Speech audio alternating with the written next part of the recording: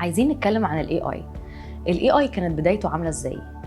طيب هو ده مش حضرتك مش شايف، عشان احنا برضو كنا اتكلمنا في الموضوع ده مع بعض، حضرتك مش شايف ان ده هيأثر على العقل البشري؟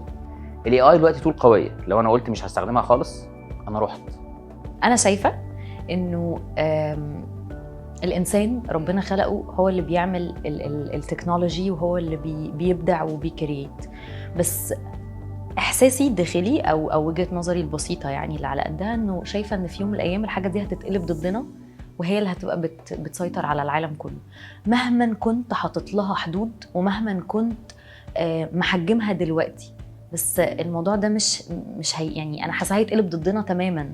مش هيبقى معانا دلوقتي بيخدمنا، ودلوقتي تحت طوعنا وتحت قيادتنا، بس الموضوع هيتقلب ضدنا. لو تفتكر نوكيا كان وضعها ايه في السوق؟ اتعرض عليها الاندرويد ولا ما اقتنعتش وما جاتش ثرو التكنولوجيا